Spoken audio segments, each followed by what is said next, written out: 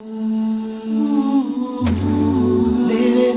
the life. Living the life.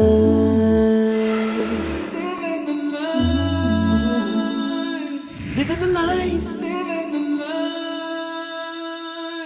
Living the life. Men are a species that don't really look after themselves, subhanAllah. So our next guest is going to talk about some of the emotional, some of the spiritual, some of the challenges that men face in particular tonight. Razwan Faraz, an ex-colleague of mine, we've worked together, alhamdulillah, an ex-teacher, been involved in the teaching industry for many, many years in education, but now has set up a project called Man Sheds. Now you might think it's a bunch of men and about their sheds and all the DIY and stuff that they do, but this is a little bit more serious. So please welcome Razwan Faraz to the show. Assalamu alaikum. Wa alaikum salam, Naeem. Razwan, welcome to the show. Now, first of all, what's Birmingham like? Are you still in lockdown? Are you guys out of it? Where are you at the moment? We're free to travel at the moment. It seems to be perfectly fine. And I'm surprised because Birmingham was sadly one of the most affected regions when the whole COVID scenario started. The West Midlands was really quite difficult, wasn't it? Yeah, but I guess it seems to be okay so far. You're welcome to come to Birmingham. We'll take you out on a meal. Now, looking behind you, is that your man shed or is that your study? This is my study. Now, look, on that note, I mean, we'll start off on a slightly lighter note. I mean, where does this whole concept start from? Because I saw it I think we had a discussion about the fact that men don't get enough time, room to speak and express their feelings. And then, of course, you came up with this idea, man shed, and I started to see it on my social feed, and it's really taken off. So how did you, start thinking about that there was a challenge or a space that wasn't being filled? Well, the journey is quite a fascinating one. I used to be a teacher, and before I became a teacher, I was training teachers, I was training parents and school governors. And what happened is I was invited to run a number of parenting workshops, very open workshops, and most of them were attended by mothers and women, and very few, I'd say on average 5 to 10% would be men that would come and attend. So I thought I'd shift it and start to run workshops for parents, for fathers, and I found that the attendance began to grow. Now, initially, the men would come and talk about their fatherhood challenges, their parenting challenges. Some of them were single dads, some of them were divorcee dads, and some of them were dads who were just struggling with their own children. And so I began to just understand that the challenges that men are facing are not just within them as a father, but within them as a man themselves. So it's almost looking at how do we address the issues that we're facing. So the term man sheds is it's a double meaning term, essentially. The term man shed is a space for men to come together and talk, almost like the man cave. But then also what I teach men is the idea of shedding who you think you are or who you're supposed to be in this modern world in order to return to the fitrah of how we were created by Allah. I mean, look, we talk about a man's world, and men are generally not very emotional. They're not very expressive about their feelings and problems and challenges, and sadly, we've known that men under 45. There's a really high range of men that commit suicide as well. So there are obviously emerging a number of challenges that you mentioned.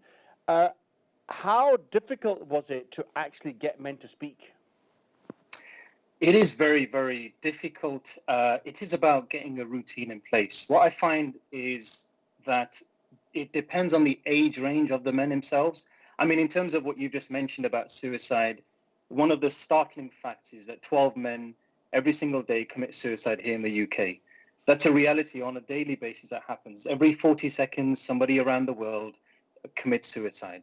And one of the biggest killers of men actually is suicide itself, those under the age of 45. What I find, though, is I've started to take men on walks. I run a couple of retreats. I hold weekly conversations where men can come and we talk about a whole range of different topics.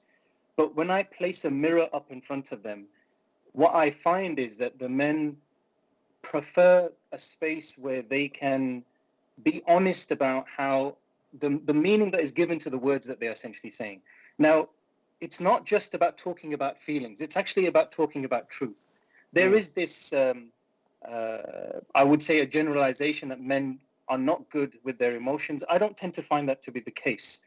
But what I do find is that when you give a space for men to be themselves and be truthful about whichever part of the journey they're on, then they become a lot more expressive with their truth. So rather than using the language of you're being too emotional or you're being not emotional enough, what I tend to talk to them about is how can you be more truthful about what you're experiencing or your observation of what's happening, and how can you be responsible? What kind of trends, what kind of topics, what are you finding on this whole experience? It ranges. I mean, this week we've got a conversation coming up about addictions, and we're looking at a whole range of different addictions that we experience in the modern world, not just addictions to drugs and alcohol, but addictions to other things like addictions to work. You can become a workaholic. Addiction to stress, addiction to certain emotions, addiction to a whole range of different things. We'll be looking at that. Last time we looked at how we can, and the last conversation we had was a very difficult one about forgiving your parents, and how do we as grown men understand that our parents did the very best that they could, and it may have hurt us, but how do we unpack the meaning that we've given to it? And often what I find is, and the best thing that I try to do is understand that what happened to us doesn't need to define who we are. And typically, it's not what happened that causes the most pain, but it's actually the meaning that we give to what's happened to us that causes the most pain, and the meaning that we give to ourselves as a result of that. So what I tend to do is invite the men to realize that there's a story that we all create, and that story defines the parameters within which we like to be. And somebody might say, oh, I'm not this way, I'm not a talkative person, I'm not emotional, that's not who I am. Well, when I put up a mirror to these men and I say, actually, let's have a look at the example of the Prophet, because I do talk to Muslims and non-Muslims, but we look at different people across history. But it's a space where we put up mirrors and say, well, when you say you're not an emotional person, what does that actually mean? Does that mean that you've not had experience or the space to be able to express your truthful emotions? Or does that mean that you are limited by design? And are you saying that there's something wrong with you that you can't express your emotions? What you typically find is that men don't have the volume of experience to be able to explore certain emotions, whereas sometimes socially you do find that in women effect, have more spaces. in effect, you're really changing the narrative, subhanAllah. I mean, that's what you're doing. That's And on that absolutely. note, where is it going to go to? I mean, it started off as a really simple idea when I came across with it, a couple of years ago. Where's it going to next? Yeah. What's the future? Retreats. I will be taking men on. What I find is the more time I spend with these men, the more effective it is to be able to influence each other. And because of the dynamic we have is that we're learning from each other. We will be having retreats, inshallah. Is it a danger that it could be seen as just a boys' weekend away? You know, the people who encourage most to do this actually are the women. From the women who I work with on other projects, they absolutely love the approach that I take and the dynamic that is presented here. It's not just a space that is exclusive to men. It's actually a space where we're growing and understanding each other. But effectively, we do have spaces where we also have women and men come together too. So there is a crossover in what we learn from each other. I'm assuming you're finding that the women in the lives of the men are seeing change.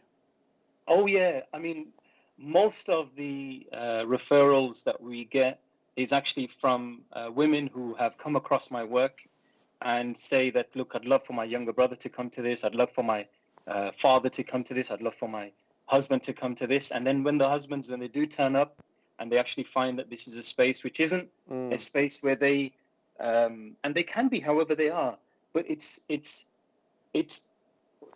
the central theme here is be a strong male, enjoy your masculine qualities, but at the same time understand that the mercy and compassion is also a feature of a strong man, and I'm assuming the lockdown has been a bit of a blessing because it's given you and obviously your potential audience an opportunity to engage in something like this, because we're always so busy in our lives, we don't really get the opportunity.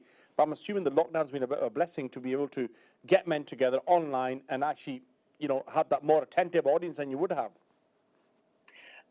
It's been very similar, to be fair, because the regularity of the workshops that I ran, people would attend. The advantage is that people are tuning in from all around the world, as opposed to previously it would just be the Midlands area. If I would take men on walks, or if I was to run a full day workshop, that the men from that locality would come. But here we've got people from Australia, New Zealand, America, Subhanallah. Denmark, and all places around the world that tune in. And what's it doing for you personally? How's it changing you as an individual? Very humbling. One of the central tenets of the way I teach is that I teach from my own experience. I never teach something that I haven't gone through myself or experienced. And so I'm living the lessons that I'm teaching and making sure that I'm living a very truthful existence. This is something that's been a real humbling experience for me too. And are you finding men are trying to connect with you outside the particular organized sessions as well? Yeah, all the time. I find sometimes that men will randomly, at random times, those who've attended my sessions will come and they'll send a message. Recently, I had somebody message about, he's in his 40s and he messaged about his father and how he's had enough with his father and there are challenges he's facing. But through conversing with him, through talking to him, we found a space where he was at peace with the relationship that his father's at, or at least at peace with his next step. And realizing that sometimes we can, when we're faced with the extraordinary and the doubtful world, where we need to be compelled to simplify our existence towards what's the next step that I can take. Often we can, as men, try and control the whole narrative, which means we try to control others, which means we try to control the experience that we're having, as opposed to letting go and realizing all I can do is take the next step. So sometimes having that mentor, mentee, or a companion friendship space where somebody can say, well, what's the thing you can do right now? And sometimes it's just to take rest. Sometimes that's the best thing you can do, is to realize that you have everything within yourself in your connection with Allah to be able to take the next step in life. But if you can't see it, then maybe it's time for you to just rest. Okay. Razwan, if men watching right now want to get involved and be part of the next session or the various things that are going to be happening in the future, how do they get in touch with yourself? Go onto Facebook. We've got Mansheds Online. There's an online Facebook group. It is for men. Join it. And we've got a workshop coming up this Thursday at 9 o'clock, 9:15 on addictions. We'll be looking at addictions. Again, people can come and just observe. The men can come and listen. You're not compelled to give your own personal experience. You don't have to. But what we find is that when men become regular in these spaces, they actually begin to open up as they trust that there's a very trusting space that's there. Brilliant. Well, listen, I've joined one of them when you first started out, and I certainly look forward to coming to one of your retreats and maybe one of your walks, inshallah, as well. Inshallah. Jazakumullah khairan. Absolutely brilliant. Keep up the great work, and Thank you. And we hope that people watch, especially men watching, and our brothers, inshallah, will get involved. Jazakallah khair as well. Thank you. Thank you so much. Assalamu alaikum. Living the life.